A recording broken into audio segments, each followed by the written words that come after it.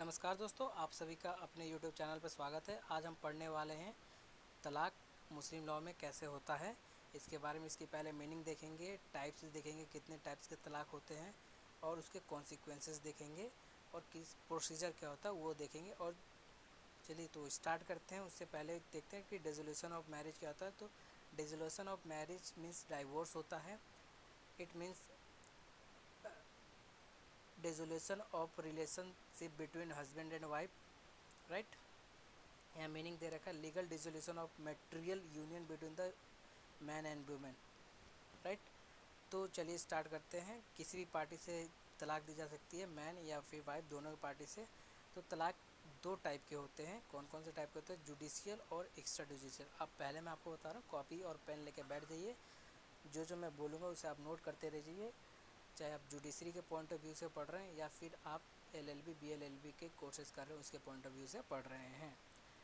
तो देखिए, दो तरीके के तलाक होता है, जुडिशियली और एक्स्ट्रा जुडिशियली। जुडिशियल यानी कि लीगल वे से तलाक जो है, और दूसरा एक्स्ट्रा जुडिशियल यानी कि जो कि पर्सनल लॉ बोर्ड के हिसाब से, जो मुस्लिम पर्सनल लॉ बोर्ड के हिसाब से जो तलाक दिया जाता है।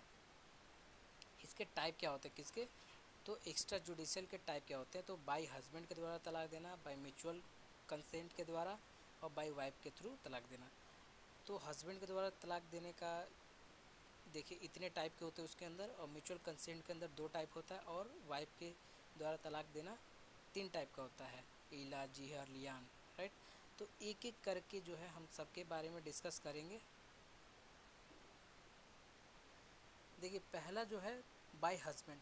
तो बाय अगर हस्बैंड की तरफ से तलाक दिया जाए तो सबसे पहला इंपॉर्टेंट जो है कि हस्बैंड जो है साउंड माइंड होना चाहिए। कैसा होना चाहिए? साउंड माइंड होना चाहिए। और एज जो है उसका मेजर होना चाहिए, यानी कि जाहिर सी बात है जब वो वैलिड शादी हुई है, मैरिज हुई है, निकाह हुई है, तो एज जो है मेजर होगा। और उसका फ्री विल होना चाहिए, यानी कि किसी के दबाव और बहकावे में वो ना आया, उसका फ्री विल होना चाहिए, ठीक। दूसरा जो है कि उसका इंटेंशन होना चाहिए कि मैरिज को पूरी तरह से डिसॉल्व करना है। ये सब चीज़ें उसका वैलिड हो गया।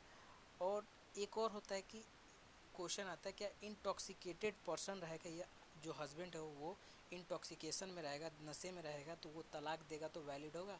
तो बिल्कुल तलाक देने पे वैलिड होगा।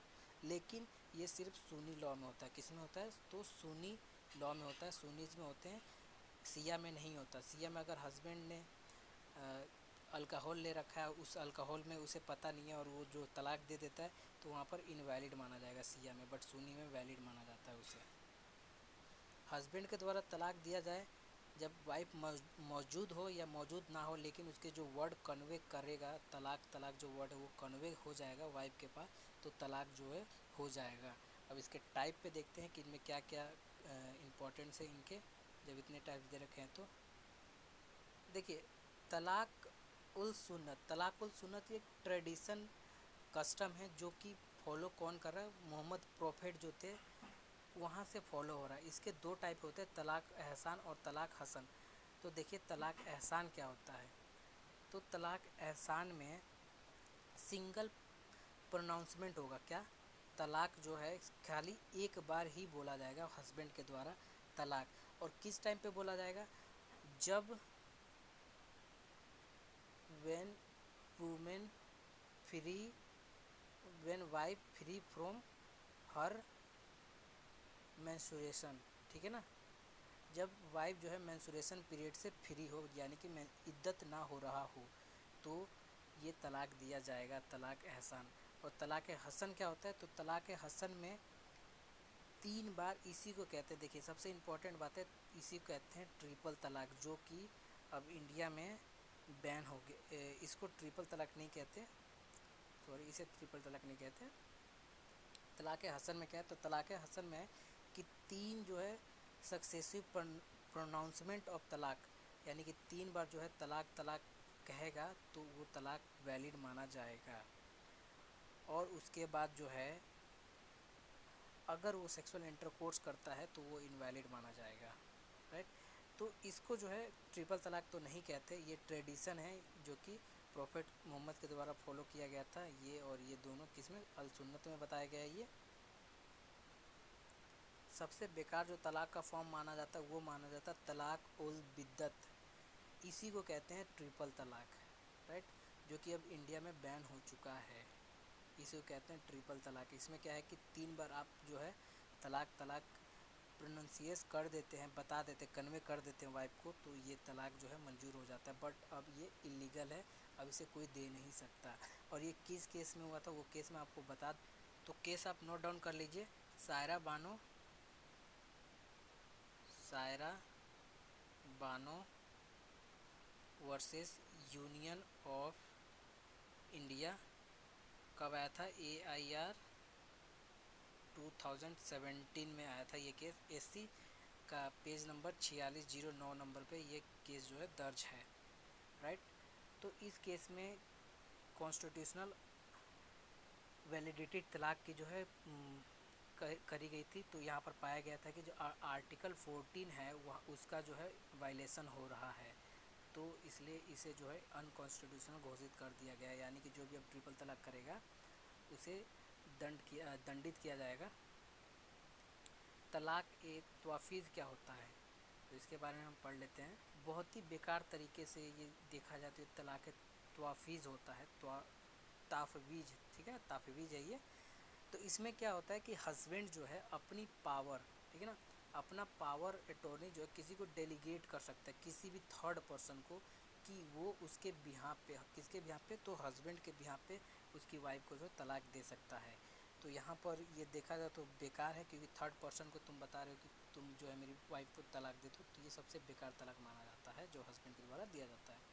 इसके बाद देखते हैं कि म्यूचुअल कंसेंट से तलाक कौन कौन से होते हैं। देखिए, म्यूचुअल कंसेंट से 2 तलाक होते हैं, एक होते हैं खुला, एक होता है मुबरत। तो खुला में क्या होता है कि जो होती है वाइफ जो होती है कुछ कंसिड्रेशन देके, क्या, कुछ कंसिड्रेशन देके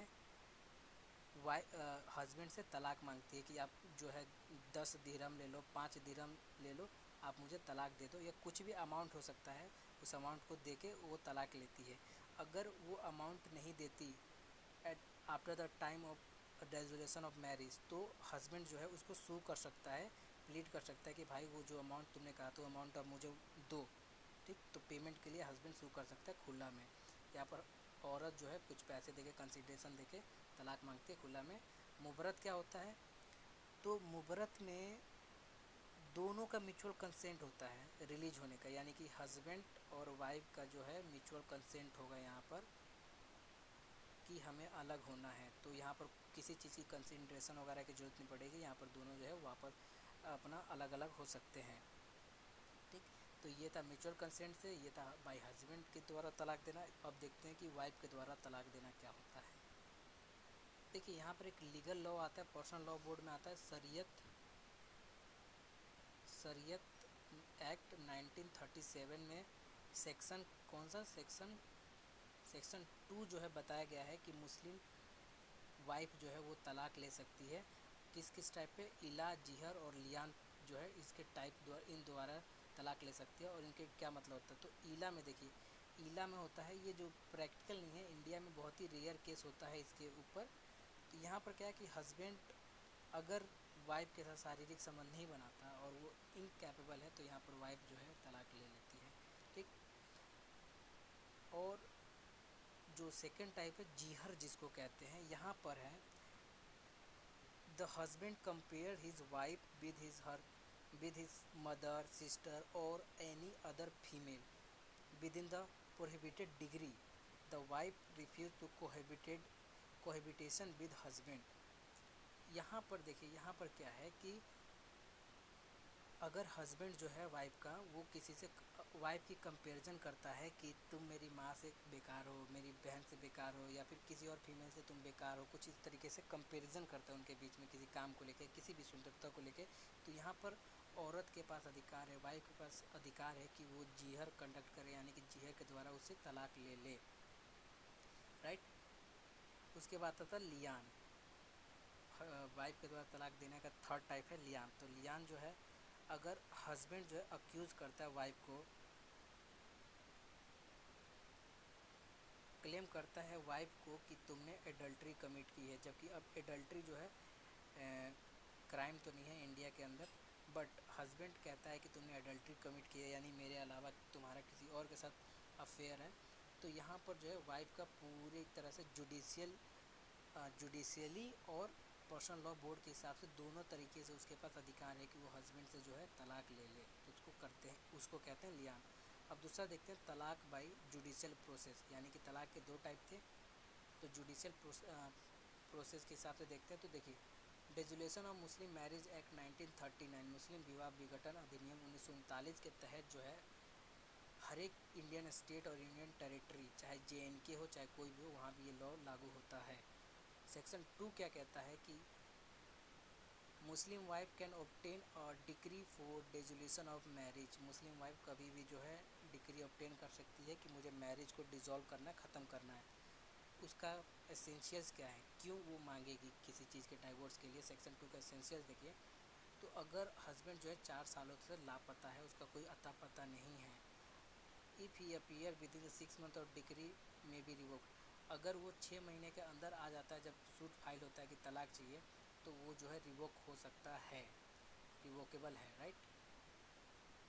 दूसरा एसेंशियल है कि हस्बैंड जो है निगलेक्ट करे वाइफ को, और या फिर वो फेल हो जाए मेंटेनेंस देने में वाइफ को 2 सालों के लिए, यानी कि वो मेंटेन नहीं कर पा रहा है फैमिली को, वाइफ को, तो यहाँ पर वाइफ जो है उसे डाइवोर्स दे सकती है। तीसरा जो है husband has been sentence to imprisonment for a period of 7 years और मोर, अगर हस्बैंड किसी चीज़ का सज़ा हुई पड़ी है, वो जेल में है 7 या 7 सालों से ज़्यादा, तो यहाँ पर भी वाइफ के पास अधिकार है कि वो डाइवोर्स दे सकती है उसे। और चौथा जो है कि हस्बैंड वाज इम्पोर्टेंट और टाइम ऑफ मैरिज, अगर हस्बैंड जो है इम्पोर्टेंट है, इम्पोर्टेंट यानी कि LGBT के क्षेत्र में आता है, यानी कि वो गे है, तो उस टाइम पे भी वो तलाक दे सकती है आफ्टर मैरिज में, आफ्टर मैरिज ही वैसे तलाक होता है, सॉरी। हस्बैंड इंसेन और बीइंग फॉर 2 ईयर्स, देखिए अगर हस्बैंड इंसेन रहे, पागल रहे 2 सालों तक, ठीक, तो वो भी तलाक दे सकती है। पांचवा कारण जो है हस्बैंड ट्रीटेड हर विद क्रूरलिटी, अगर हस्बैंड क्रूरलिटी उसके ऊपर क्रूरता करे, ठीक है ना, क्रूरता करे तो भी तलाक दिया जा सकता है, ठीक। आई होप कि ये सारे जितने भी तलाक के टाइप हैं और तलाक के सब टाइप्स जो आपको ये दिख रहे हैं, आपको अच्छे से समझ आए होंगे, अच्छे से समझ, अगर वो नहीं आया तो कमेंट करके बताइए मुझे कि और इसमें क्या मेरे को और बताना चाहिए था। और साथ ही साथ दोबारा वीडियो को देखिए और उसे नोट कीजिए जो जो मैंने बताया है, और लाइक कीजिए चैनल को और सब्सक्राइब कर लीजिए हमारे चैनल को, और दोस्तों के साथ शेयर कर दिए, फैमिली में जुड़ जाइए बेल आइकन दबा के। धन्यवाद दोस्तों, आपका दिन शुभ हो।